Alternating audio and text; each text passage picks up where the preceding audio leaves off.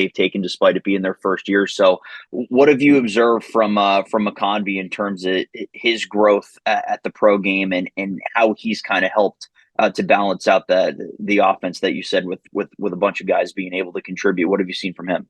Yeah, no, he's just getting more confidence, and I think that's the biggest thing for him. And again, we kind of talked about it here with him early. He was trying to play in a phone booth, and again, he's now understanding there's a lot of space that and a lot of real estate that he can dictate with, and draw some defenses out. And again, he's really good dynamically with his speed as well, and again, he's understanding his positioning and finding those soft spots. And again, we got a right side that's going to give him the ball. We got Fieldsy who's going to give him the ball. And again, he's just another guy that is playing with confidence and making the most of his opportunities. And again, there's sometimes there and where he's going to make his shot as well, and he's able to do that because he is such a good player. And again, he understands the game. And again, just every game is a new experience for him, and he's really grasping at this right now for us, which is really good.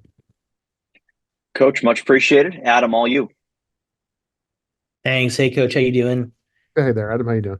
Good. Well, first of all, excited to see you guys in person finally this weekend. It'll be nice to see you guys in action. I was just wondering, I know that GM Carey ultimately makes the final decisions in terms of transactions, moves, and things like that, but you're obviously involved in a lot of those discussions and communicating with him. Was this two-game win streak that you guys were on in going into the trade deadline? Did you have any communication with GM Carey about maybe wanting to stay put with your roster because of the recent success? I think going into it, and then again on Tuesday there, it was if something presented itself, that makes us better, then he'll definitely explore it.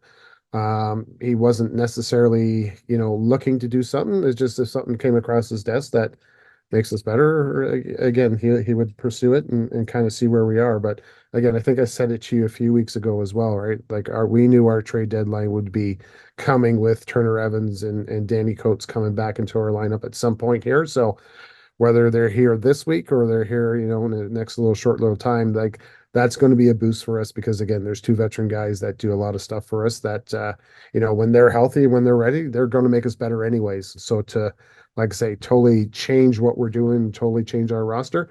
No, that was never that's something that we were looking to do at this particular point. And then just finally for you, Coach, I know that there hasn't been much word publicly, but is there any kind of update at all on Rylan Hartley's status? And I don't know, should we expect him at any point this season, or is that kind of a week by week situation? Yeah, it's week by week. He's doing a lot better.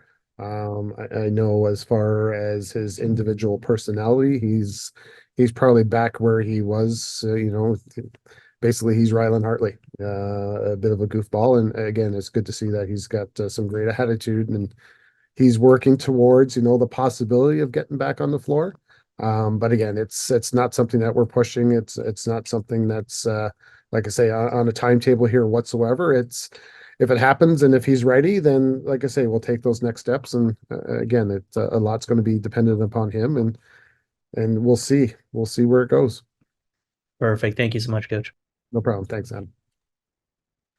Hey, Coach, Chris Honorato in Albany, and I'm part of the broadcast crew on Saturday, so I'll bug you on the sidelines for an interview during the game. And I apologize if Andrew's already asked you this on some level, but I'm just curious what you were able to do Saturday night against this Albany offense, which I know you described as unselfish and nobody's really afraid to shoot it. How were you able to limit them in a way that not a lot of other teams have been able to?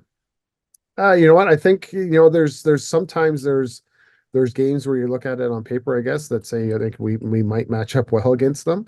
And again, for us, like we know they want to shoot and we're okay with them shooting the ball. It was us trying to make sure that we were giving them the angles that maybe actually should say maybe that were more beneficial for Hutchie, that he can sort of get square and step to the ball, and again kind of take away some of their skips from side to side a little bit. So we were good defensively. And again, you know what, them on a back to back, did they run out of gas? Maybe. And again, I do expect a different Albany team this week, right? They will be fresh, and you know what, scheduling is what it is, and I thought we did a good job of like I say, I thought we did a good job of playing our game. So if we have that ability to do it again, we'll see where we are. Do you anticipate approaching or facing something more different defensively with obviously Albany's acquisition at the deadline and Wagner coming over? Does that factor into your game planning at all? A little bit, not necessarily so much. Again, Wags, we had him, in our first couple of years here in Rochester as well before the expansion to Vegas. And again, we're familiar with his game. Again, he's good defensively. He gets on hands really quick, like the rest of them do. He's another guy that likes to push that ball in transition. And again, for us, we communicate and talk about that. We got to be really smart with anybody that Albany has on that back end because they do press hard and they do get on hands and they do want to push the ball in transition. So we got as far as that's the game plan that we're gonna try to take away from them basically at the end of the day. Just be really smart, be mindful of our shot clocks. And again, that's one thing again that we stress is between the restraining lines. And if the more we are, the better we are there, the better opportunity that we will have. Cool. Thanks, Coach. No problem. Thank you. Anybody else? All right, Hazer, thank you much and best of luck this weekend.